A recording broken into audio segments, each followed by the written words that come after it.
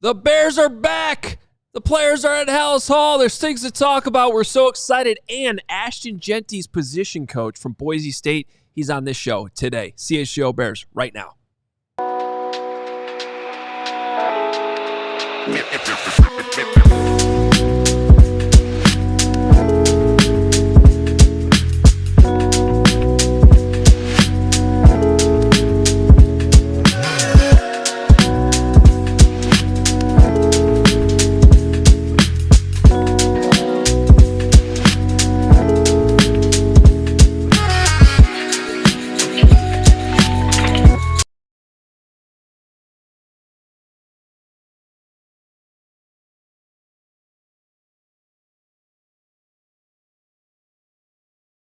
Monday, the Bears are back.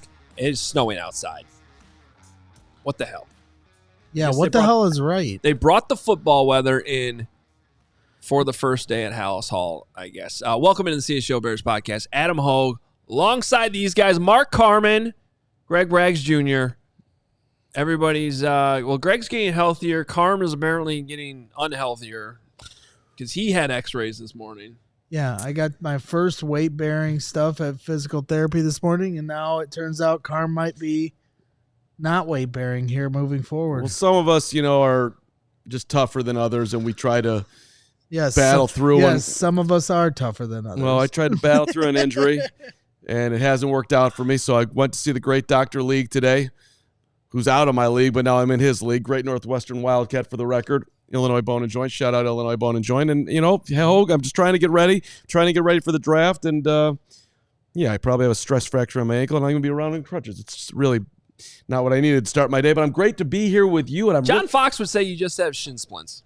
No, I don't think it's shin splints. I just ran to get my water. You are for the Kevin White right now. I'm in big trouble. But he did tell me, he's like, I don't think your tennis career is over, and that's all that matters. And I know that that's not what people want to talk about, so I think I might be able to give my greatest moment to this show. Don't hype it up. You got to learn. No, this is going to be the greatest moment in this show's history. You need to lower expectations. What if it sucks? It might suck. You need to be like, this is going to be terrible. We're going to do it anyway, and then it's going to be great, and then everybody's going to be happy. Okay. That's a hell of a tease. All right, let's talk about the offseason program. Bears are back in the building. The players allowed, it's voluntary, right? So they're allowed to come today. Hopefully most of them did. And Ben Johnson, it means it's his first opportunity to address the team and get in front of the team. It's kind of an important moment, actually, as somebody who's huge on first impressions. And I think when it comes to being a new head coach with the team, first impression is very important. So he's got that opportunity to make that to the players that are in the building today. It's an interesting dynamic. We're going to go through what this actually means, what the schedule kind of looks like, and how important it actually is for the players to be there. I think it goes without saying that when you have a new head coach and a new coaching staff, it's more important than other years to be there for these things. You don't want to get in the doghouse. You want to give every opportunity you can to be there, and also the coaches, they have more to give you because this is their first time getting together in meetings with you. So I think it's an important time at Hallis Hall. I also think we should acknowledge that over the last few years, especially probably since the pandemic and COVID, when there really was no offseason program that year, players have had a little bit more liberty and a little bit more freedom to not show up. Or at least like, hey, I have this appointment going on today, so I'm not going to be there. And it's not the end of the world. And I think that that's actually healthy. So we've kind of narrowed this down to which players don't show up at all. Those are the ones you really want to pay attention to. Versus, it's an OTA practice that happens to be open in the media, and Keenan Allen's not there because he has some appointment. Like, that's okay. I'm just giving that example because I think that happened once last year, one of those practices. So that's kind of where things stand. Do you guys want to see what the schedule kind of looks like? I do. Hoge's, you're very excited about this schedule, and this is a credit to Adam because he keeps us organized here, and I think you like how the Bears are organizing themselves, and this could be... Hoge loves a good spreadsheet or chart. And the Bears have a new spreadsheet, a new chart. Well, this is not the Bears schedule. This is This is what Brian McCarthy from the NFL put out on Twitter today. Close enough. An example of what the offseason program looks like. And the reason why I want to show this to you guys is because I get the question all the time, including from one of these co-hosts here. You, Mark, definitely have never asked me about it. You could care less. Greg, you've asked me probably 6 or 7 times since we started working together. Hey, what the hell do they even do with these things? Yeah. So, and I get the question on Twitter all the time. So I thought we would actually show it. So I've also asked like 6 or 7 times the practice days that are coming up, and you keep telling me, and I'm going to keep asking. You're going to keep not listening. Greg cannot comprehend the fact that they're going to practice the week of the draft. It's crazy. But it's awesome. Let's go. Okay. Let's go Bears. The Bears are in the building is the point that excites me. But I'm very excited. This morning, I was talking to a friend on the phone, and I was like, at this exact moment right now, Ben Johnson is delivering his first speech to the team. It's like that just put chills down my back. And we do have a copy of that speech that is coming up later in the show. Okay. So, off-season workout program, week 1. This is the first week of phase 1. Phase 1 goes for the first 2 weeks. So, starting today through the end of next week, at the end of the 18th, someone's got a great birthday in the middle there. I believe it's Wednesday, April 16th. Just throwing that out there. First 2 weeks, limited to strength and conditioning and physical rehabilitation. No position coaches on the field, no footballs, except quarterbacks may throw to uncovered receivers, and punters and kickers may punt and kick with snappers and holders. There are no helmets. So there it is. People always ask me what they do. At the first couple weeks, strength and conditioning. You can have meetings. No position coaches allowed on the field. So basically, the players can go out there on the field and do things on their own. Are you telling me that at this very moment right now, Torrey Taylor could be punting the football at Hallis Hall? He could be receiving a in snap. the snow, in bear weather. He probably should be. Right. Yeah. If his ass isn't out there, we got a problem. Bear weather.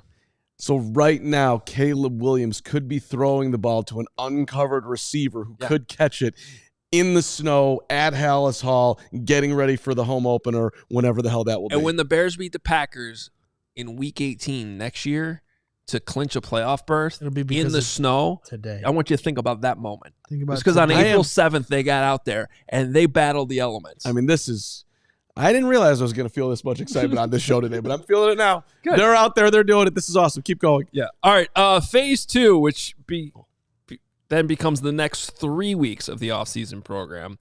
Coaches are all allowed on the field. Offense versus offense and defense versus defense team periods. Individual player instruction and drills. No live contact. No individual or team offense versus defense.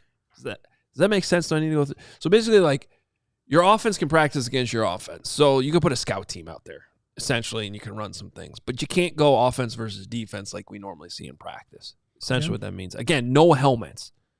So we're already 5 weeks into the program here. We've not had a real practice. What coach do you think will be playing on the scout team this year? Because last year it was Thomas Brown playing the nickel. Who became the head coach? Who became the head coach? I wouldn't put it past Ben Johnson. Right. We need to identify this. What coach is Antoine Randall? He's got the energy for Al it. Harris. Al Harris on one side of the ball, Antoine Randall on the other. I mean, JT Barrett's no slouch here either. Come on, we got tons of options. Look at our coaching staff. Now, Steven, if we could throw that calendar back on. So there's one important exception in here. So usually you do what I just said. We go from phase 1 to phase 2. When you have a new head coach, you are allowed to, first of all, start all this a couple weeks earlier, which is why the Bears are reporting today. But also, before you reach phase 2, in between phase 1 and phase 2, you are allowed a mini camp, a voluntary mini camp, where you get to fast forward to phase 3 for a few days. All right? Now, this is more like an actual OTA practice. All coaches are allowed on the field. There's still no live contact, because you're still not wearing pads. No one-on-ones. Kicking team versus return team is permitted. Team offense versus team defense. You can go 11-on-11 or 7-on-7. And that's funny that you wear helmets. That's funny that they don't allow one-on-one, but they're going to allow. I know that was a little weird. I actually did not know that part until I just read it right now. No one-on-ones. I think it's because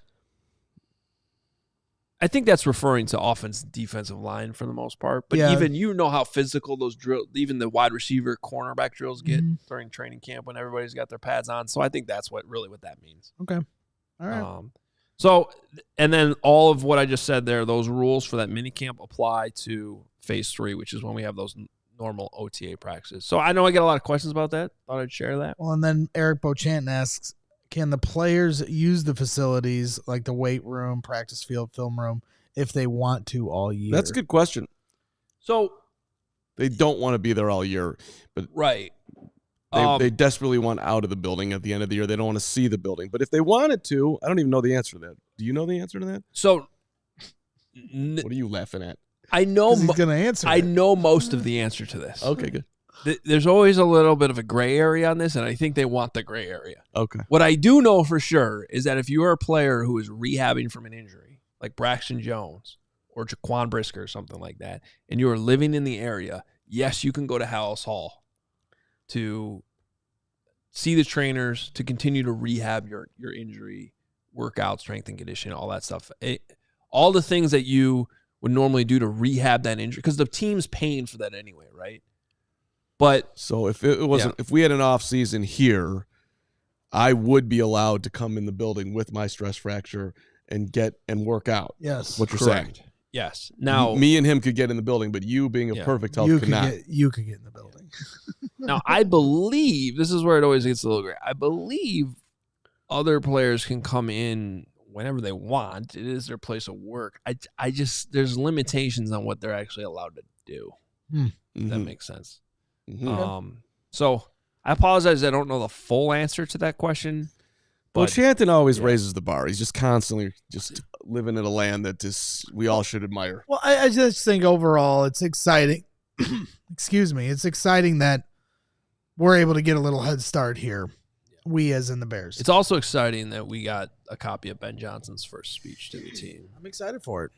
Is that happening right now?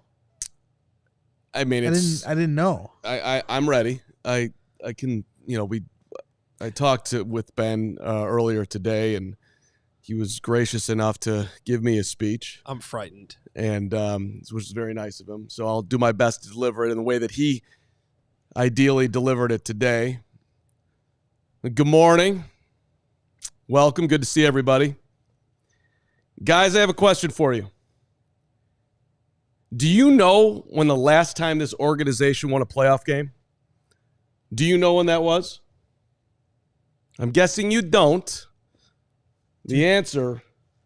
2010. January 16, 2011. Backup tight end of the corner. The 2010 Seattle Seahawks.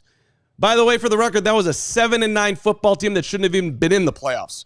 But that's the last time this organization ever won a playoff game. The time before that, it was 2006. Pay attention in the back. 2006. 19 years ago. All right? I actually started to tune out there, so it's good that you just did that. Yes, exactly right. Now, none of this to you and you and you should matter to you. All right? But I want you to know where you are. And you'll hear a ton walking around town in this building. Oh, tradition, the fans, Dick Butkus, Walter Payton. You'll see all the pictures. They'll be running around here. You'll see a picture of Jack Sanborn, my guy, even though we let him go. You'll see all these pictures. You'll see him. 40-year anniversary of the 85 Bears. That's right, buddy. 40 years since they won it. All right? The tradition around here is losing. That's what the recent tradition is. And this is what excites me, because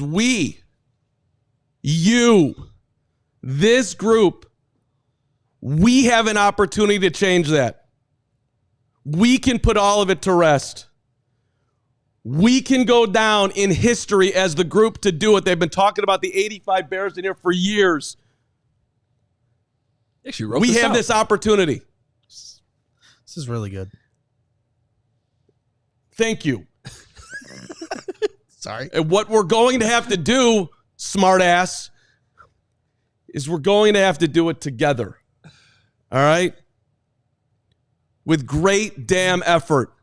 and leadership and listening, executing, and most importantly, to all you people who will give something one day and give something less the next, we need consistency. Daily thing, being your best for yourself, for the team, every day. And for the record, I know this is not for all of you. Some of you have other interests. Some of you made a ton of money. That's all cool. You're comfortable. I get it. No shade. But you can go do that elsewhere. There's lots of organizations who will take you. That's not what we need here. I'm looking for the hungry. I'm looking for the focused. I'm looking for the caring. I'm looking for the leadership. Hoge, we got a chance to climb this mountain, fellas. I'm going to be right there with you every single day, but I want you to know where we're starting. And that's at the bottom. Worst record in the division. Allergic to the playoffs. That all is going to end, but it's going to take a ton of work. I'm right there with you. I'm looking for people who want to be in the foxhole. By the way, if you didn't know, my name is Ben Johnson. I'm your head coach. And I'm with you every single day until we get there or we die trying. And gentlemen, I'm so happy you're here. Let's go. Very good. I think that's at least 6 wins. That seriously, Six. There's a bump. I think got there's an a 1-win bump from that alone. Yeah. Hey, you're right though. Consistency is great, and greatness is consistency. The motivation for that is just look. The most impressive part of that, I just want everybody to know behind the scenes, he wrote that in like 20 minutes right before the show. It was great. That was elite Carm right there. That was elite. I mean, I'm ready to play some football. Let's go. Bad job by you, though. We're going to have you start writing for the website more. Sorry. I mean, I'll glad. Hey, I like writing. Just as long as somebody can edit it, that'd be great. It was very shout out Patrick Norton, my guy. But seriously, the last point. I hope he starts. Enough with the fluff and all the great things around here in the stadium and the this and the fans. I was listening to a bunch of this stuff. No. The organization's a bunch of losers. We've been losing. Let's deal in reality. This is where we're at. We're at the damn ass bottom. It's going to take a lot of work. You guys don't know shit, except for a couple of you who we just brought over here. So listen to them and then and listen to me and let's go. Well, and you know where I'm going with it. I mean, to me, what I hope he says in a lot of ways is this: no more lead by example here. I want leaders across the board, front to back. Just because you don't have a captain's patch, we're only going to have 3 to 4 this year. Every one of you have an opportunity to be a leader on this team. And number one, we're going to start with, we're going to take care of each other. We're not going to go out on different radio stations and talk about what's going on behind these doors. We're going to keep these things in-house, and we're going to take care of each other. We're going to play for each other, play for the man next to you. Like that, like the leadership aspect of this. You guys can blame the coaches all you want. You can blame George McCaskey or the organization and any of that stuff, but these guys got to rise above all that garbage and start to really take personal accountability for what happened last year. Obviously, there was a lot of variables that went into play, but these guys can be much better than what they showed during that 10-game losing streak. You know what fixes all that? Just win some games. Yeah, for sure. Just win, and they can say whatever the hell they want. They were almost 5-2 against Washington, and to let that thing completely melt your whole season. So they were winning. I mean, they were winning at that point. Kind of. But their team wasn't together. You had DeAndre Swift talking about Shane Waldron doesn't have 15 scripted plays. You got Mercedes Lewis saying, hey, we had a team meeting about toughness. You've got all these guys talking. And then as soon as the Washington game's over, every man for themselves. Let's go on the radio and say, I told Matt Eberflus that he should have called a timeout. I told him those 15 yards mattered. Enough of that crap. Like, you gotta take care of each other. Stop going and talking crap and take some personal accountability and be leaders. That's what this team desperately needs, and that's why I'm excited for Joe Thuney and Grady Jarrett to enter that locker room. And speaking of all of that, Greg's 1800th rants on Bears leadership is brought to you by Sam Adams American Light. Light beer just got better, just like the coaching at Hallis Hall. It's clean, crisp. Sam Adams American Light, super easy to drink. No gimmicks, no fluff, just like CARM'S speech there. Sam Adams American Light is not your average light beer. It's brewed with 100% American-sourced ingredients from local independent farmers. Light beer that's made right.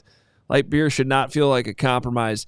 It's an American classic, so smooth, you'll want to crack open another one, and it's always Sam season. Light beer just got better. Grab some Sam Adams American Light, available now at select Chicago retailers. Must be 21. Please drink responsibly. And shout out to our friends at Monarch Money. Listen, if you're stressed about your finances right now, you're not alone. I'm with you. Up at 3 a.m. thinking about these things right now, and 3:30 and 4 o'clock too. Listen, it's messy out there and it's confusing too, but Monarch Money will simplify this. And by the way, this is really the time when you need it more than anything else. It's tax season too. Monarch Money is going to act like your personal CFO. They're going to give you full visibility control so you can stop earning, start growing, and just do the best you very much can to know exactly where you are spending and where you can cut back. The Wall Street Journal, by the way, called this the best budgeting app of 2025. It's been recommended by finance people all over, and I got to tell you, it's been it's almost like a comfort blanket for me just taking a look at this and like, okay, we're going to be all right here, Carm. Get control of your overall finances with Monarch Money. Use the code CHGO at monarchmoney.com. Put that in your browser for half off your first year. 50% off your first year at monarchmoney.com. Use that code CHGO. All right. Well, with the Bears starting the offseason program, there are bound to be some storylines. There's going to be some media availability this week. Let me give the Bears a quick shout out for that because we tend to be very critical as a media group. And I have always wondered in the past, start of the offseason program, fans get excited about it. Why isn't there media availability? And there's going to be some this week.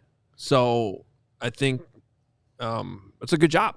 I just want to give them credit because I think fans, as much as they want to hear from us, I think really want to hear from the players and hear from what they think about Ben Johnson at this point, because we've only had like little snippets here and there, and now we'll get to hear what they think about CARM'S amazing speech that he just gave. Well, yeah, and I mean obviously that'll be topic number one. Dr. True said in the chat that's why CARM has brought 2 championships to CHGO. That's a great point. That's right. Softball team, elite leadership. You showed that. Your coaching prowess right there. And 3-peat on deck. We got exciting news on that coming up here. But guys, it's kind of rebuild the team this year, I hear. And yeah, we did.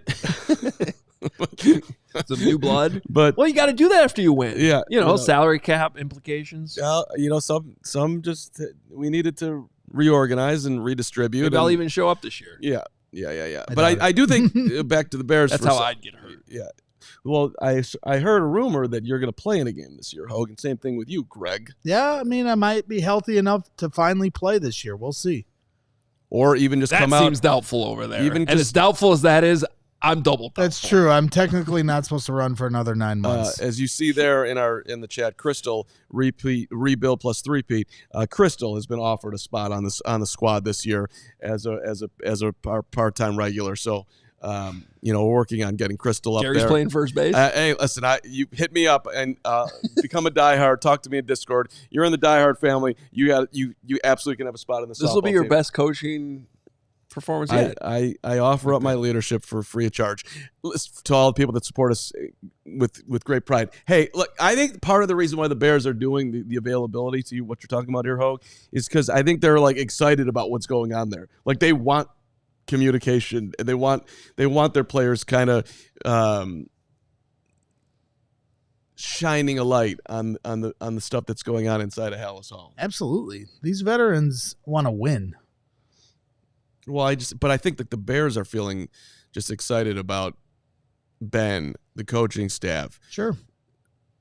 Year 2 of Caleb and everything else that's coming. Does that make sense, or am I being too? No. Look, we're in the honeymoon phase. We're honeymooning. Keep keep the honeymoon going as long as possible. My honeymoon. Now, did that not being go said, the way this works, there will be Sorry. Okay, we'll keep that going. There will be good days and there will be bad days. Yes. In terms of storylines, I thought we'd do what we want to hear come out of the offseason program and what we don't want to hear. So, I know we're a few weeks away from this, but once we actually get to some actual practices that we can see with our own eyes too, what I want to hear is that Rome Odunze is having a great offseason.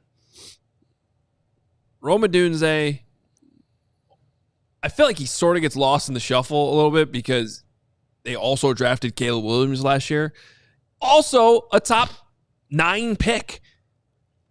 He has to be good. I think he still can be great. But we still got to see more of it, right? So Keenan Allen's out of here. Ben Johnson is in. This all should be schemed up better for him. And I want this to be a theme the entire offseason. But when they're on 7-7s, I don't want the ball to hit the ground. I want it to actually look good for the offense. I don't want to hear about how the defense is ahead of the offense until we actually get to training camp when the pads are on. When it's schemed up for the offense to win, I want to see success, and I want to see Rome Odunze consistently winning the line of scrimmage, running routes, making plays. This is all set up for that to happen because they're basically playing in underwear and helmets. That's what I want to hear come from the offseason program. I love that, and it actually just made me change mine in the moment here, if I'm allowed to do that. Because I think so. Yeah, you're allowed to do that. Yeah. Well, if I originally had from the old hats out there, the losing is a disease. The natural. The snow just blew the door open for. Okay, I thought Nick guy was out on the. Like I thought Kevin was out on the balcony, but okay, my man. For people just tuning in for the first time ever, that's the wildest statement. Across the way in the alley, a naked guy just burst through the door. The way you were pointing, we have a guy across the street. Our guy Kevin, the store, great spot to have a cocktail, hang out. He shows up with his shirt off, and his manliness. So anyway, if you're new to the show, hit the subscribe button. We're here Monday through Friday at noon, pre and post game. All right. That's what I want to hear. I want to hear ringing out from all areas of the locker room. This offense rocks. I freaking love this thing. This is awesome. I'm so excited to get going and play in it. I want to hear it from the receivers. I want to hear it from the running back. I want to hear it from the quarterback. I most want to hear it from the quarterback. I want to hear Caleb talking about, I absolutely love this offense and how it fits me and how it feels like it was almost catered right for me. And I can't wait to get out there and show everybody what it looks like. That if we start hearing that, I will, be very excited about it. I'll keep it clean. Thank you. Very good.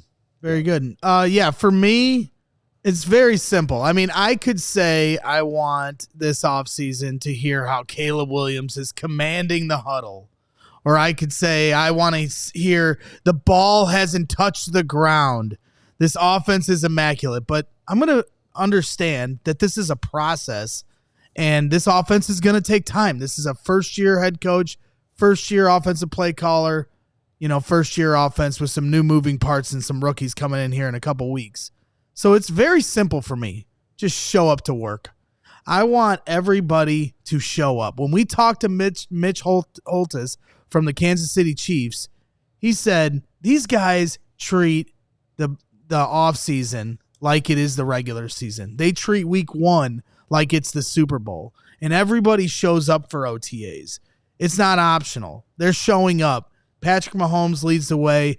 He's going to practice 30 minutes after every practice. And that, to me, if you want to be the best, then you better start acting like the best. And that means everyone needs to show up to work. That'd be a period. That'd be a cool one. Sorry to interrupt. That'd be a cool one to hear. Caleb has been in here more than anybody. Caleb, I don't know what time he's getting here in the morning, but he's here.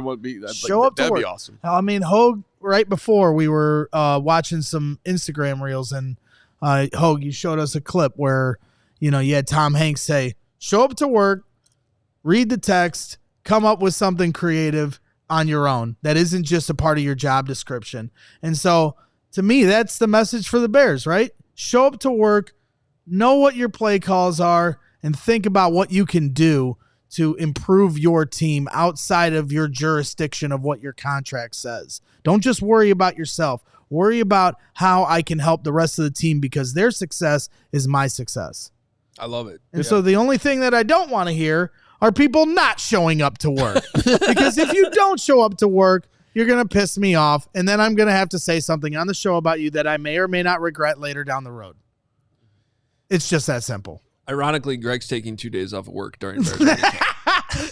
Time out. I haven't taken a day off since I hurt my damn knee. Okay, that wasn't a shot. It was just funny. It was that was actually true. ironic. I do have a couple days off coming up. Yeah, but you deserve it because that's the draft week. PTO, baby. Well, not used to PTO. And for the record, I think it's good for all of us when you take a couple days off. So it's gonna be a win. It's like with PTO for all of us. Right. It's great. I mean, we've learned in the last month or so that we all need breaks from each other, and it's good for the show. Well, Greg did a nice transition there because we're also going to do what we don't want to hear. So that was pretty easy for him. Just everybody. But mine's similar because I'm gonna be a little bit more specific when it comes to, because I think I've come around a little bit on this, sort of. I mean, I still have the coaching blood in me too. So at the end of the day, coaches want players in the building to coach them. And when you're not there, it annoys them. Just so we're clear on that, that's just a reality. Whether you want to do an argument about it's voluntary, it's okay for them not show up. Yes, by the terms of the CBA, they cannot show up. In the eyes of the coaches, and they're not allowed to say this publicly, at the very minimum, it annoys them if you don't show up. If there's something on the calendar that you can be at that's going to benefit the team and you don't show up, coaches are not going to like that. That's just a fact. Now, that being said, it does matter for some players more than others. So I don't really want to single out one player because I think there's more of like a category of some players. If you guys have any other suggestions to put in this bucket, I think that's fine. But just for sort of an example, I'm going to bring up Tyreek Stevenson. Just because he's a guy who's obviously very talented that I think could benefit from a new coaching staff, maturing as a year 3 player, and somebody that obviously has to just sort of focus more, probably on and off the field. And if he does that, could be outstanding. And so part of me put everything Greg actually just said, I think especially applies to players like that. Show up on time, know what you're supposed to do, and have an idea, right? Like those 3 things, which is what he was referencing in the Tom Hanks clip, I think applies to everyone, but especially to some players. So for me, Tyreek Stevenson, if we want to name a couple others, that's fine. But those are the ones I do not want to hear that they're not in the offseason The program. only person that I don't want to hear, I don't want showing up for practice is Nate Davis. Do not show up to Hallis Hall this offseason. Wouldn't it be funny if this time he did show up? No, it would not be. You are not showing up. George Costanza, Nate Davis. You guys got rid of me? What are you talking about? I'm here. I'm ready. I always loved football. Not come in here. Hey, just a little quick tease for the world. You want Ashton Jeanty? We want Ashton Jeanty. James Montgomery is the running backs coach out at Boise State. He's going to be joining the show hopefully in about 5 minutes here, Hoge. Yes, that's right. Just a reminder for Right. everybody. So you have to say what you don't want, and then we can take what I don't want? a quick break. Okay, I'll tell you exactly what I don't want. I don't want to hear that Case Keenum is looking great.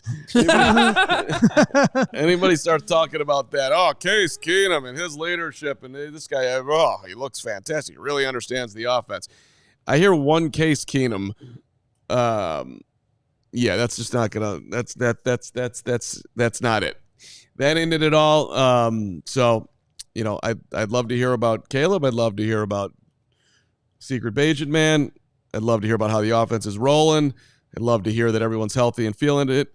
But positive Case Keenum stuff is not what I'm looking for. The 37-year-old quarterback. For the record, I think it's okay if he looks good. Sure. It's not okay for us to hear about it. Yeah, behind the scenes, he can be fine. Actually, don't even let him throw a football. Just give him a clipboard.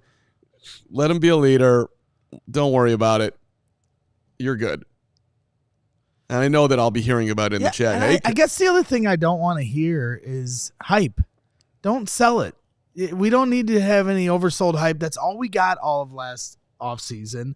They were talking about, all three. Hey, we're in a competition of which wide receiver is going to get to 1,000 yards first. They were saying. Wait a minute. Now I'm confused about what I'm allowed to report and not report from OTAs. Why? Well, because a couple of years ago I got yelled at for saying that Justin didn't look good. Right.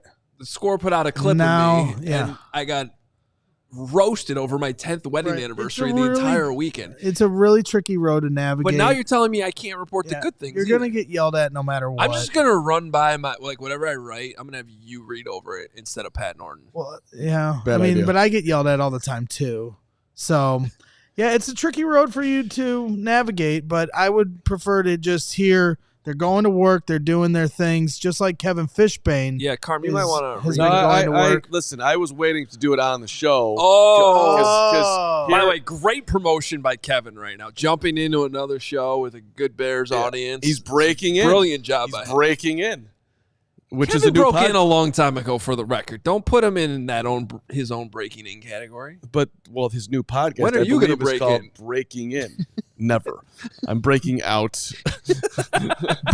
No, you're breaking bad. I'm just looking forward to being whatever I'm going to be. Breaking In with Kevin Fishbane is the best podcast that you could listen to outside of this podcast and probably a couple other podcasts, Hogan Johns and I don't know. I mean, I used to do On the Mark. That was a great podcast. It's a podcast about people in the industry and their journeys of how they got there. So that begs the question.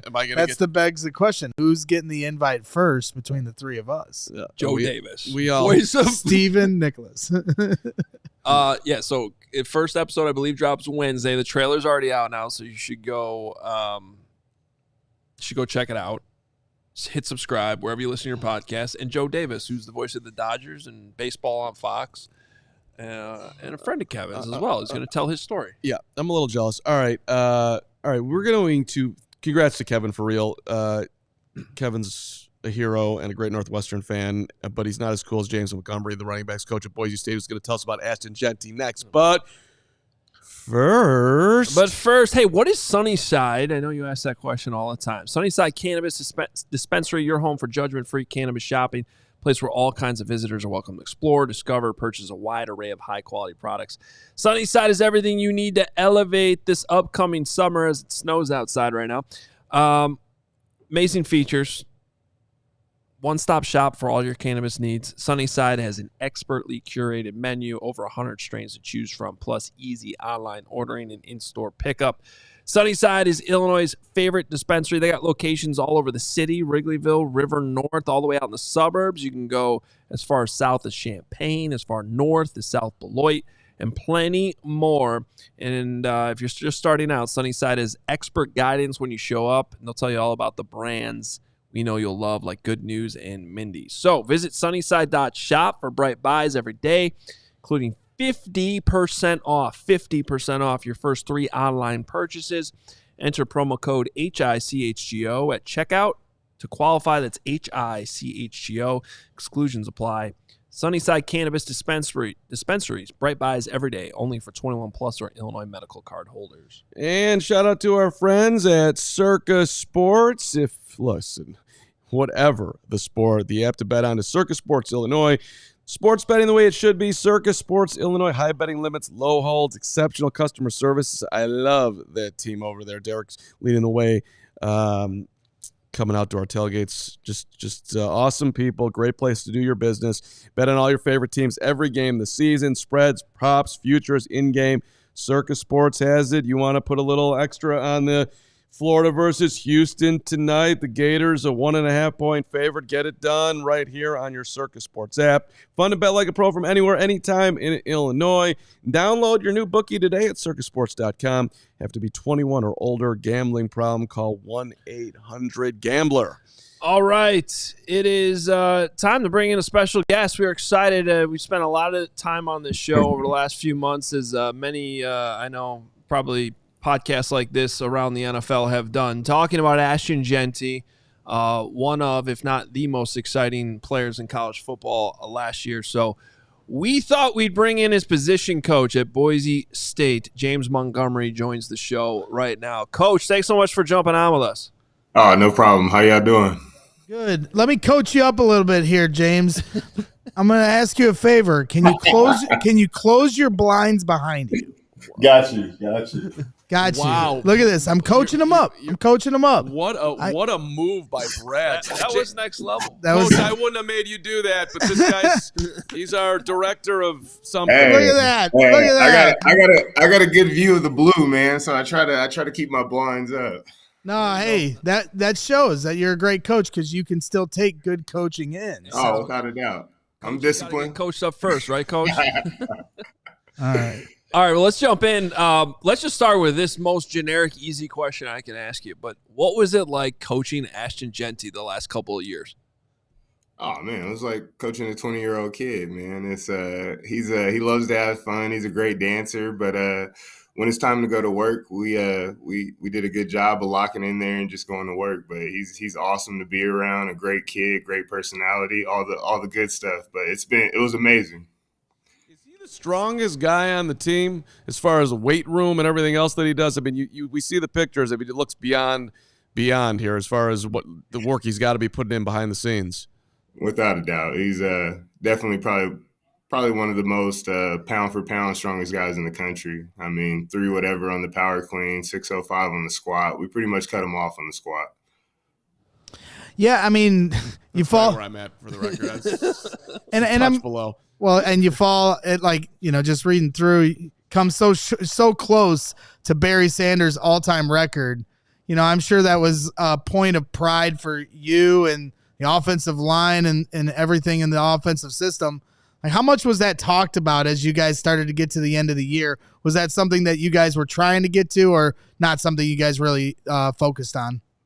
Nah, we don't. I mean, we don't talk about, yardage. I mean, we have goals in the room, but, we weren't chasing a record. We were trying to win games and go to the playoffs. And so, I mean, dealing with what we were dealing with, going throughout the season, we didn't talk about outside noise. We just wanted to go play the best football we could play. And so, obviously, if we played good football, the byproduct of it would have been, trying to chase that record. But, obviously, to get to the end of the season and be in range, we did a lot of good things leading up to that. But we didn't talk about it daily or say, hey, we got to go get 134 or one. I'm trying to just stay efficient, stay over 5 yards of carry and make the offense go. So I tried to limit the outside noise as much as possible because anytime we got on Twitter or anything, that's all you saw was dudes. So we wanted to make sure we limited it. So, Coach, when you got a player as talented as Ashton Jeanty, the offense is usually going to go through that player, and rightly so. You give that kid the rock as much as possible. I believe it did add up to like 830 touches, and now the backside of that is now it gets to be used against him because and now it's a durability question because he touched the ball so much in college. From what I see, that didn't seem to bother him at all. He seems like a guy who wants the ball all the time. So can you just speak on sort of his durability and why he was a player that it didn't seem like you guys shied away from limiting him at all? I mean, that was a testament to him. I mean, he pretty much lived in here day in and day out. I mean, throughout the past couple of years because he was used to it. And so kind of the motto we had is, you got to be a pro with your body right now. And so we had a routine and a process that we go through every single week. And he knew he had to be in here at 5:30, 5:45, bothering the trainers, making sure he's going through his progression every day of, hot and cold tub, soft tissue, making sure he was loose, stretched out. And then that was just a daily routine. And then post game, he went through the same routine every single week. And, obviously other things pop up throughout the season. But, I mean, durability was never an issue with Ash because his process was so tight. And so after his sophomore year, that was the biggest challenge for him was we knew the kind of player he was and we knew he wasn't going to probably play a senior year. And so we said, we got to get you ready to be ready for that next level next year. And so we just went through, just the daily habits of how he had to operate every single day. And it couldn't be like everybody else because he was going to touch the ball more. And so he knew he had to make sure his body was ready to go in every single capacity because, you know, a lot of our offense was him. And so that's why the durability issue was not a big deal because he had a really good process. And then the other piece is he's only 21 years old. He turned 21 on December 2nd. And so, like, he doesn't have a lot of mileage on his body. You know, he was 20 years old most of the season. Oh, yeah. I wish I could still be 21. Yeah, well, 31. When I was 21. Take 41. When I was 21, man, wasn't taking care of my body. I know that. But, hey, I mean, when you look at Ashton Jeanty, I mean, you can see he elite physique, right? Like this guy at his pro days, he knows he's rocking around with his shirt off. He's letting everybody know. And at the same time, like for you, what's one of the craziest things you've ever seen him do in a weight room? It had to be the squat. It was, I mean, he went down and came up. It was like a hot knife through butter. Like we I mean, the whole weight room was just kind of looking around. I mean, there was plates everywhere. It's a really cool video. I think our strength coach has it, but he gets all the way, you know what I mean, he gets down low and he pops out of there. And I'm just like, God, I mean, we probably could have added probably 50, 60 pounds on there. Like, but I mean, he was already explosive in that whole deal. And so like that was really, really impressive. But the main thing that makes it so impressive is a lot of dudes are weight room strong, but when you can directly apply that hip flexibility and that strength and have that type of contact balance, that's the part that you don't see. You know what I mean? And so a lot of people say they can squat 605, but when you go butt to grass, I mean, and then come out of there like he can, and then it applies to the field, it's special. What are some of the, I'm sorry, Carm, what are some of the things you guys work on with contact balance as far as, you know, different little, you know, tricks to the trade? I mean, we're always working movements and different things. And so a lot of times when we're working contact balance, we'll have different pads or different things that we're doing to make sure that both feet are in the ground, you're staying square. And a lot of it was just using the cut ball that the D-line uses where they, you know, have to get down. And so we'd use the cut ball to, just for hip mobility. You know, as we were doing certain things, we'd finish on it. And then he just, you know, he's a natural when it comes to that type of stuff because just as the way he can come to balance and keep his center of gravity low and then be able to take contact, it's special. I mean, there's not a lot of drills you can work to do that. That's some stuff that's innate. Hit the like button if you can for Boise State running backs Coach James Montgomery with us here on the CHGO Bears Podcast. Appreciate you being here today, Coach. So can you give me when you first saw him, were you like, this guy reminds me of, did that anything like that pop in your head? Or even, I guess, today, he reminds me of whoever? It's a blend of a lot of guys because you don't see a lot of guys with this power that have his speed. And so, I mean, I always think about like some old school guys. I know he has some, for the Eagles, some Brian Westbrook in there, some MJD, some Priest Holmes. Those are some old ones, but I mean, with the smoothness, you see a little Alvin Kamara in there. There's some Kareem Hunt in there. There's a lot of dudes in his game that you can see, but I just think he's faster than, you know, a lot of those guys. And so, there's not one person that I can pinpoint. I think he blends a lot of different games and a lot of different guys' game into his game, and I think that's what makes him so special. His ability to go speed to power, his ability to take it to the distance, his ability to run people over, his ability to catch the ball out of the backfield.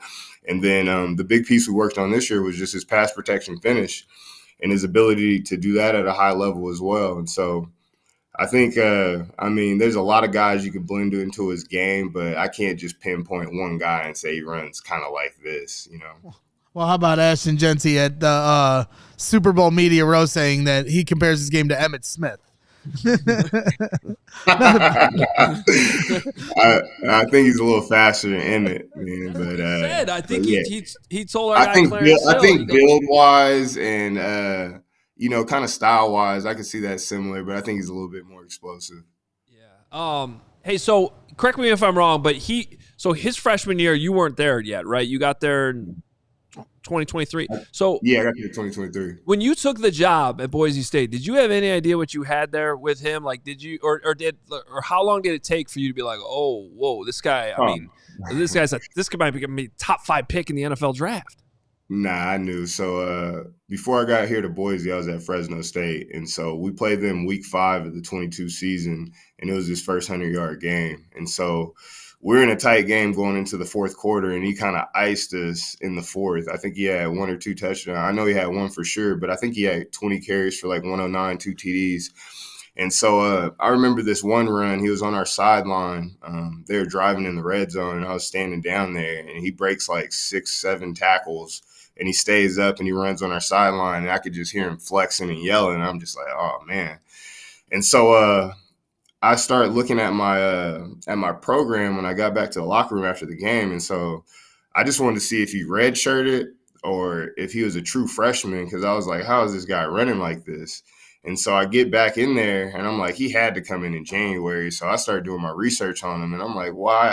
How did they get this guy? And then I realized he was a true freshman that came in January and was playing like that. And then I followed him the rest of the season. And then I guess the scars kind of aligned. And, I had the ability to take this job. And so we had another back here as well, George Alani. He's playing for the Seahawks now. And so I knew I had 2 good guys that I was coming into a pretty good situation. And then as we went through spring and fall, I kind of knew. And then he got thrusted into his position as a sophomore because our lead back, George, who was a senior, he ended up getting hurt on play 2 versus Washington. And he came in and didn't skip a beat. How mature are we talking here, James? I know it's a little bit of a tough spot for you to answer that question, but like for your standard guy who's going in the NFL draft, would you call him a 10, or would you say, I still like to have a little bit of fun? He's a college kid. Nothing wrong with that, for the record. I'm still trying to mature here at 51.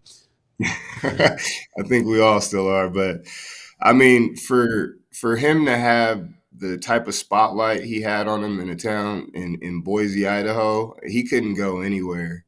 He's extremely mature because he pinpointed some things in his game, and he came to me and he said, hey, coach, I want to work on these 3 things. I want to learn deeper in the O-line play. I want to know fronts. I want to know how everything works together. And so, off the field, maturity-wise, I never worried about him. He was a 3.0 student, never late.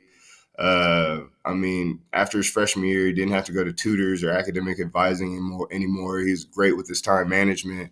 But I think the biggest maturity piece is he saw things in his game, and he came directly to us, and he wanted to work on those things.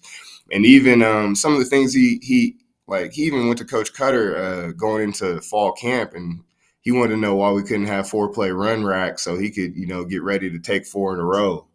So he even wanted to change how we're scripting things to a degree. But maturity wise, you don't meet 21-year-olds as mature as him, and that's a testament to him and his family. I mean, his family has a military background. His parents are, some of the most solid people you could ever meet. They got 4 kids, and 4 of them or 3 of them now Ash would have been a college graduate, but he's not going to finish up. But they're all productive human beings, and they all went to school, went to college, and that's 4 in a row. But that's a testament to Pam and Harry. I mean, they're the most awesome people you can meet, and they've raised an awesome family. Yeah, and when you talk about leadership and loyalty, I know it was a big decision for him to stick with Boise State. I know he spoke on that, and for you guys, like, how hard is that to navigate through the NIL era? You want what's best for him, right, as a person, but also what's best for your school, letting him stay and flourish, and now potentially here to be a top 10 pick coming from your school and not leaving. Well, yeah, I mean, he saw how much better he got from, our first year together, to the next one. And so that was something that we preached the whole time is you can go somewhere else and make a little bit more money, but it's not going to be the money that you're potentially going to make if you stay here and double up. I always say I want all my guys to double up, and that's a lot on me and a lot on them that they have to develop. And so, we're all priding ourselves on wanting to be the best. I want to be the best running back coach in the country, and I want to coach the best running backs. And so Ash knew that, and, he had familiarity with our offense, familiarity with me, and he knew he was going to have the opportunity to be able to get 25 touches a game. If you go to another situation, you don't know exactly how it's going to play out, who they have in their room, or, you know, how comfortable you're going to be with the offense. And he knew we were going to tailor it to make sure we showcased him at a high level. And those are the things we kind of sold to him. You know, you can make, you know, 200 extra thousand here, 300 extra thousand here, but you know what you're getting if you stay here. And he knew he was going to be able to leave a legacy here, and he'll probably never have to pay for anything in Boise, Idaho for the rest of his life. Yeah, no doubt. I mean, you're seeing that here on the college basketball level. There's like 2,000 kids in the transfer portal right now, and it's a tough decision. You know, you want to get playing time, but grass isn't always greener on the other side. Trying to figure out and navigate the best thing to do for you, you know, and your career. And with a lot of touches, you know, at Boise State, obviously there's an opportunity for the defense to at times knock the ball out. So I'm just curious about, you know, your viewpoint on his ball security. What can he improve on? But also with the understanding that he's getting the ball so much that, you know, teams are going to have an opportunity to get at a little more than maybe some others that don't touch the ball as much. Nah, that was, you know, we went back and forth on that. And I felt like early in the year, we had a really good emphasis on it. And especially that's how you saw him break all those tackles. He was doubled up, had two hands on the ball, and he was curled up. And it's hard to bring him down when his pad level's right and he has two hands on the ball. But obviously, as we went through the season, he had an elbow deal where that kind of hurts. He had to wear a big brace. And so we saw a couple times his brace got in the way of a couple things, but as we smoothed that out and he got used to it, it got better. But, you know, that was one of the things I challenged him on, you know, this season as well, is like, you can't put the ball on the ground. And one of the things that he'd get tired in game and he doesn't want to come out. And that's a testament to him. He's a warrior. And he'd be waving me off at times, and I'm like, Ash, you got to get out of there, man. Like, I can tell just by being around you, you're a little bit tired, but he just never wanted to come off the field. And so, you know, some of it's just, you know, rep after rep, he gets a little bit tired, and then that ball gets loose because he's trying to make a play so bad for the team. And so sometimes you just got to realize, you know, cut your losses, keep two hands on the ball, and then fall forward and get your extra yards. But you don't need to keep fighting and fighting and fighting. Coach, I'm assuming you've been talking to the Bears often. They've been calling to get every piece of detail. Can you confirm or deny that? I mean, I've talked to all 32 teams throughout the season at one point or another, but yeah, I've definitely talked to the Bears a few times. There we go. Hey, looking at your bio, did you play with Marshawn Lynch at Cal? Yeah, I did. We need one Marshawn Lynch story, man. We need 5. One thing a lot of people don't know about Marshawn is he was a 3.0 student, one of the smartest football players I've ever been around, but one of the coolest dudes you could ever play for. Loved his teammates, loved it. And so I got to be with him my freshman year when I was in college. And so I was very fortunate over my career. I got to play with a lot of different guys. I mean, Marshawn, Justin Forsett, Javit Best, Shane Vereen, Chris Ivory. And so I think those times being with those kind of players has helped shape me and see what it looks like over the years. But, you know, kind of Marshawn gets a bad rap and everybody thinks he's this wild dude, but Marshawn's as sharp as they come, man. And so but a really, really, really fun guy to be around. But I don't have any crazy stories, man, because I couldn't really hang out. I was only 18 back then, so I don't have anything too crazy. So no, his transformation in the media has been sensational. I mean, obviously in his playing days, I'm just here so I won't get fined. You know, everybody had an opinion about that. But now you get to his post career and the, you know, things he's doing, you know, making everybody laugh, all the different little bits he's doing. He is phenomenal. I can 100% see him being a 3.0 type student because you can tell he's playing people a little bit with his, you know, the bits he does. He's very funny.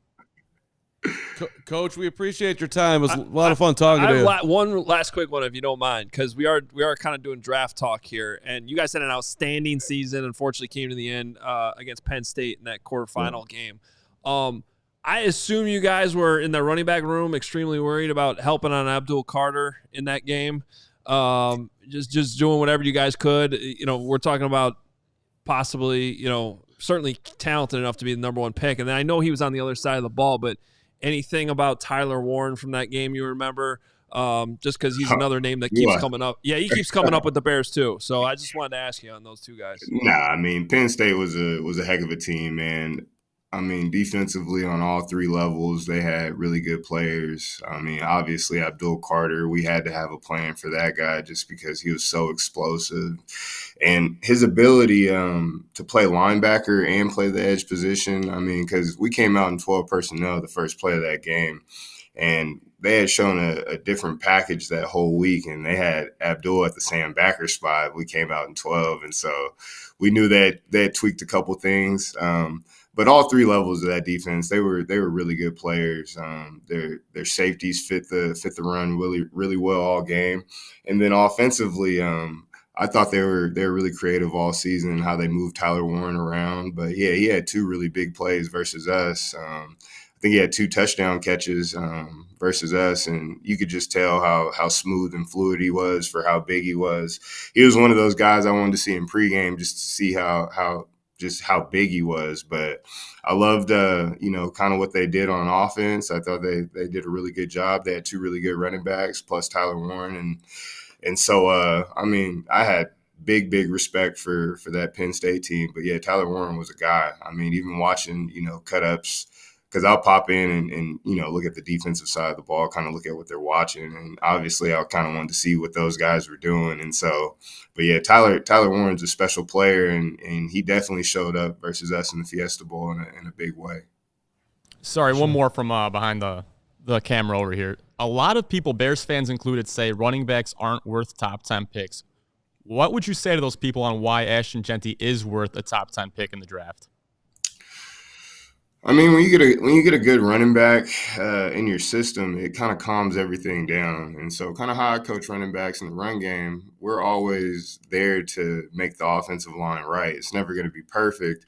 But when you look at the running back position, you have to know how you fit in the puzzle of the protection game. And the dude you're standing next to is one of the most important pieces of the team, right? The quarterback, he is the most important piece, and he's the most expensive player on the team. And so you have to be an extension of the O-line and pass protection. You pretty much are the run game, and then you have to be able to be a triple threat and be able to catch the ball out of the backfield. And so when you have a good team and you bring in a really, really good running back, you can see kind of what happens like with the Eagles this season. It kind of transformed their whole team, bringing Saquon in. And so I think a lot of people overlook good running back play because, it doesn't seem like much to the common eye. But, like, if you got a guy that you can count on to get 5 yards of carry on 1st and 10, your whole playbook is open the whole game. And so if you can stay efficient on 1st down, I mean, those are the most explosive teams. And then obviously as you grind teams out through a game, if you got a running back that can grind a team out, that defense doesn't want to see you in that second half, really. And people, like, the thing that makes Ash special, he can run you over or he can make you miss. And so, that puts a lot of fear on that back end, those safeties and corners that really don't want to see that over and over and over again. Right. But I think, having a triple threat back into any offense kind of calms it down, and it keeps your playbook really wide open. Coach, that was an outstanding answer to that question. I don't know if I've ever heard that answered that way, but that's a great way. I mean, that was an outstanding way to just lay out all the responsibilities and the touch points of the running back within the offense. Is the blue field an advantage? Do people get like he's going to talk to you until freaked tomorrow, out so by the blue field? I mean, I don't know. I love going on the blue field. It's special every weekend to me. So, I mean, it's cool. It's cool. It's just one of the more unique things in all of sports. Being on the other side and coming in here, we put a really big emphasis on, you think it's going to be not as loud. You think it, and then you get in here and this place is rocking. And we put an emphasis on not jumping off sides. And I remember my first play when I got here on the opposite side, first play of the game, we jump off sides. And so it's the deep blue sea, man. It's definitely a tough place to play, but it's one of the most awesome atmospheres in the country. And, I challenge everybody to come out and see it. I had to get a blue field question in. I am sorry. Coach, we'll let you go. Enjoy the rest of your day. Really was a pleasure talking to you, though, and thank you for jumping on with us. No doubt. Thank y'all so much. Thanks, James. Appreciate it. Appreciate you. Boise State running backs coach James Montgomery. Nice job, Carm. He was awesome. Yeah, I figured people that we should be reaching out to, anybody who can talk to about Ashton Jeanty would be cool. And James is awesome, so that was a lot of fun. Glad it worked out. Yeah, just explaining all, because Steven, that was a good question. Why running back should still matter, why you should still take one that high, and then when you think about it in the context of the offense being right next to the quarterback, that was a great answer. He sold me. Yeah. Yeah, I mean, look at Saquon Barkley this year, right? So, I mean, the running backs are making a comeback. Carm had the stat last week that the top 6 teams in the NFL in rushing were all in the playoffs. Yeah. So, I mean, with teams, the last 10 years really starting to get more speed on defense, which, in turn means your defensive linemen aren't as big. Now, all of a sudden, everyone's, going the opposite way and getting beefed up on the O-line and running the ball more than we've seen here in the recent past. So, it certainly will be interesting. I don't think Ashton Jeanty will fall to 10. I've said that a million times. But if he does, it's going to make for a very interesting moment for the Bears. And I think there is a very, very good chance they do draft Ashton Jeanty. All right. I think there's a 0% chance he's available at number 10. You think 0? I do not. I agree. I do not. But do the Bears trade up to 3? What? I know. Okay. I know. That's what I said. But people to are who? posing the question. Who? To Gary. What people? To my people. Gary and everybody else. What La La Land? What if the Bears traded up to 3? Next year's first-round pick. To draft Ashton Jeanty? Yes, sir. Okay. That's an interesting life that you lead. Well, it's a thought. What was the spaces that you were in yesterday that I didn't think looked very entertaining? I don't know. Which one? Name. I don't pay attention to the name. The only time I don't go in this name it, don't you? No, it's not my spaces. What? It's somebody else's that I'm in just speaking. You just pop in? Right. Oh, I thought Do they invite you or you just jump in? We all just, it's like a town hall. You don't remember it's like the town square. You know what I mean? We all just kind of, and I don't make a space because if I make the space, then all these like Bears fans come in and they want to just talk Bears. We're not, if you've ever been in our spaces, we're not always talking Bears. My town hall, you only go to it if you have a problem. I've been in your spaces. I meant town square, not town hall. I've been in your. You know what I mean? So no problems. Well, sometimes there's problems on our spaces. Sounds like it. Yeah. So. All right. Should we get to SNIDBITS? Let's get to SNIDBITS. That's a SNIDBIT. And that was a SNIDBIT. But yeah, there's sometimes they name the spaces crazy stuff, and I'll have to text them like, guys, I literally cannot join this space if you're going to name it this. Well, that's what trading up to number 3 for Ashton Jeanty was. Crazy stuff. There's worse names of these spaces. Oh, I know. I got them all saved on my phone. We'll do a whole episode one time this summer of all the different spaces. On June 22nd. That'll be that episode. All right. Hey, Bears had a couple signings I don't know that we've really discussed. Wide receiver Miles Boykin went to Providence Catholic. Shout out Chicago Catholic. University of Notre Dame. You could shout out Notre Dame. Not gonna lie, I was not ready to talk Boykin today. You don't have to say it. You don't have to be ready to talk Boykin. What I had to say. You got all off. Maybe it's because you opened the rundown 11:42. Just shit. Yeah, that was probably it. Buddy opened it up. I forgot about Boykin. Yep. Good old Boykin. Defensive back Sean Wade also. These are guys that are, training camp dudes. Maybe an outside chance. Make the team. It's unfortunate that we can't get my deep thoughts on Wade today, but we'll have to save that for another time. We're not going to go into detail on this. Maybe we will later in the week. But Benjamin Albright, our guy who's been on the show, he said that the Bears have had an extra eye on Travion Henderson, running back out of Ohio State. So 3 eyes. They've had 3 eyes on him. Actually, I misquoted him. I did not mean that literally. I think he just said it. Travion Henderson is someone the Bears have eyes on. Yeah. It's unclear how many eyes. Right. That one I do have thoughts on, and that dude's speed is intoxicating. That's why he to me is like it's fun to watch, man. Now he also has to stay on the field, and I'm saying left tackle at 10 or tackle at 10, running back at 39, D line at 41, and then in the third round they're taking a safety. That's my bet. Excellent SNIDBIT on the draft. And I just burned a segment we could have done in a week. I'm sure we'll repeat it. No doubt that. The other important snidbit, actually it's not that important, but it did happen. Greg's people in Indiana, they amended a bill and passed a bill trying to track the Bears to Northwest Indiana. Let's go. Did we confirm, are these actual like Grizzly Bears or not? Or they were Chicago Bears? The Chicago Bears are coming to Northwest Indiana, a.k.a. the region, ladies and gentlemen. And for all you folks that try to say that we aren't a part of the Chicagoland area when we always have been, now you will have to meet your maker and accept the fact that we are you and you are us. And if you want to come to watch the Chicago Bears, you have to now accept us as you. And if you want to park in my cul-de-sac, you're going to admit this and bow down to the greatness that is the region.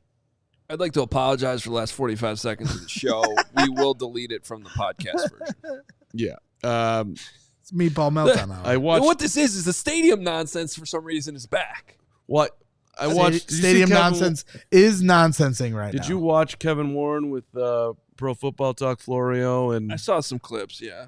Okay. I watched the whole interview this morning, and he's like, no, we're down to Chicago and Arlington Heights, so I don't think, this is likely, Greg, because he was pretty emphatic there, which, by the way, was also a great reminder watching that Kevin is so good at being Kevin. He was so grateful to Florio and Chris Sims for what they did and how great they are promoting the game, and it was really just. And he's been promoting other places or other teams that can come to the city. Yeah. Mike Florio. So it was. This is what another item of stadium nonsense. We like Mike Florio. He's been on our show. Great dude. But his interview at the Combine was hilarious with us. Yeah, it was great fun, and we're gonna have him on the show again. But I am a little confused at how somehow his conclusion of everything that was said about the stadium last week was maybe the Cincinnati Bengals will move to Chicago. Now, I will say the idea that a new stadium in a major market could support two teams is not new. Obviously, it has worked in New York, really New Jersey, but New York and L.A. But I would argue that the L.A. thing is actually not working because the Chargers are just paying the Rams rent, which is, I think, kind of what he was going for here. Because the Bengals, if you missed it, the Bengals' lease is technically up after the season, so they can go anywhere. Quoting, sort of misparaphrasing what their team president said last week. So I get sort of where the idea is coming from, but let me just kibosh it completely right now. The Bears will not allow a second team to come to the Chicago market, and if the Bears if that's what the Bears want, the NFL is on board with that. End of conversation. That's it. And I don't think whatever rent the Bengals could potentially pay the Bears would offset the distraction, the competing markets or whatever of having a second team in the city. The Bears don't want that. They shouldn't want that. They don't need that for any reason. And rent isn't a big enough reason. I got a headache, even just the concept that we're even talking about. There's no second team. I held that cough in so long. I was like really just like, wait, I was like, wanted you to get through that. I really had to cough. I got it out. And I waited. Go ahead, Carm. Thank you, Steven. You're not going to really. I just want credit for it because it wasn't easy. My eyes are watering. Don't get credit for something you still failed at. I waited till you were done. You could have said, that's Carm, what I'm saying. You could have said, Carm, can I get that water that you stowed over there? And then you could have drank I'm the not water and drinking not your coughed water. on the show. That probably would have been a good move, right? and also drinking water would be something historic for you, and perhaps would keep you alive, which would be a good thing for your daughter and your wife and right. No, just my and your daughter. mom. That's the only person at this point that still needs me in some capacity. Fair. Carm's like, no comment. So just on the way on our shout outs here, and I've mentioned her before, but in Barrett Sports Media, who I haven't mentioned before, they did a piece on the amazing Delilah, who I listen to on the light at night when I want to just completely change my mood. Have you ever listened to Delilah yet?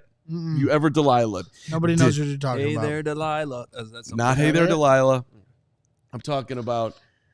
What are you Did talking you just say about? you listen to the light? Yes, the light at night? 93.9, the light at night. Light FM. Does Jay Zawoski know 93.9. Delilah? You know Delilah, right? I'm not the only. No, that's what I said. the DJ. She's on 140 stations across the country. Delilah. Yeah, this is a 50 and older thing. This is unbelievable that no one knows Delilah. my Somebody in mom- this chat knows Delilah. My mom used to listen to Light FM 93.9 WLIT. Delilah is the most pleasant person on the planet, and I learned today that she has 15 kids, adopted 11 from impoverished, just terrible situations. She wanted to give back to the world, and she's on every night. And this is what her goal is, which is now my new goal for this show. Yeah. I want to read you to what her goal is for every show. Better be a quick Delilah.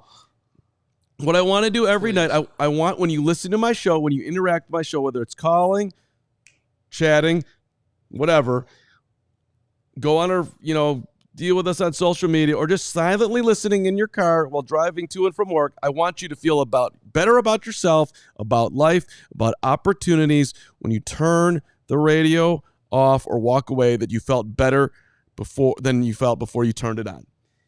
That you feel better afterwards than you felt when you turned it on. You came here because you were looking for some relief, enjoyment, whatnot, and when you left, you just felt better. That's the goal. And that is my goal.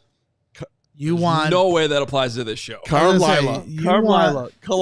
I want to be Kalila. You want Pizzatola to feel better about himself after he listens to you. I want Pizzatola and Elric and everybody else in there that have said unkind things to me to still feel better when they let it out. I think they do. For the rest, I think they probably do. This was an elite. Honestly, this was an elite day for you. I mean, you booked a great guest. Elite day. And then, it was an elite day. Your speech was way better than I thought it was Your speech was great. I still think Ben Johnson should be fired if that's his speech, but it was based on the expectations I had. I thought if that was Ben Johnson's speech, I thought it was pretty good.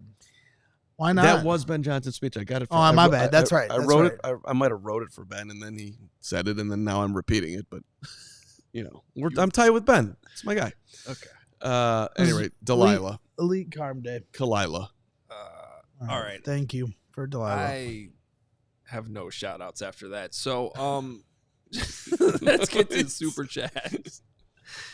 Come to our draft party, by the way. Yes. Yep. April 24th and 25th at 115 Bourbon Street. Make sure you guys come on out. Tickets still available, but they're going quick. If you go to allchgo.com/events, you can get tickets presented by Circus Sports. With that ticket, all you can eat buffet, all you can drink, beers, wines, and wells. I've seen a bunch of people here in the chat saying that they will be at the draft as well, so you get to hang out with some of the people that are here normally in our chat. Get to hang out with us. Lance Briggs, Corey Wooten will be there as well, and a whole bunch of other CHGO sports personalities will be there, so it'll be a lot of fun. And if you're a diehard, you get a discount on that event, 20% off all events going forward. You get a free shirt when you sign up. You get access to our draft database with Fran Duffy. Adam Hoge set up the Bears 100 for you, as we are now Tyson Bagent days away from the NFL draft. 17 days. Jesus. Kalila. So come on out to our draft party, please. He hears Tyson Bagent. He's like, he had a physical reaction to that. Yeah, I know. It's so weird. It is weird. I have a little bit of Bayesian appreciation that just is, once I hear the name, it just, it does something for me. It's the way it is. I'll see you there, David. I'm looking forward to it too. Chubbs82.5. David, you're the man. Can't wait to see you, brother. $5 super chat. Bring on the hype, and I don't want to hear about the poor media getting yelled at. You got front row seats. Quit crying. I don't want to hear about you crying with the super chat. So if you quit crying, I'll quit crying. Yeah. Exactly. That was just a great trip into what it is like dealing with Greg Braggs on a daily basis. He's crying first. He's crying first. You're crying first. Quit crying. You're crying before the crying. No crying in the chat. Also, thanks for the super chat. Please send another one. You will. Terry Scott says, Carm, you make the show what it is.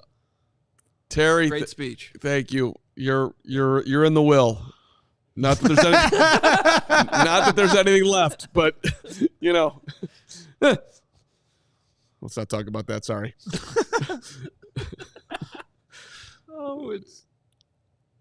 That's speaking of crying. Yeah. All right. That's going to do it for us. We're out of here. We were going to tell you about a special showtime tomorrow. I actually don't think we have a special showtime tomorrow. The Bears sent out an update during the show. Oh, they did? So just stay tuned on our socials. I think we'll be at noon tomorrow, but we'll confirm later. Why didn't you tell us about the update? Well, because we have to have a show meeting about when we're doing the show. All right. But, hey, tomorrow, Bears players will be talking at Hallis Hall. I can tell you that. I will be there, probably Pat Norton, too, and we'll have all that coverage for you coming your way at CHGO. And that's why we're talking about why we might have to move the showtime. I don't think we have to, though. So, regardless, we'll talk to you here on CHGO Bears Podcast. Coverage from Hallis coming tomorrow. Players back in the building. Should be exciting. We'll talk to you then. We all silly like the mayor.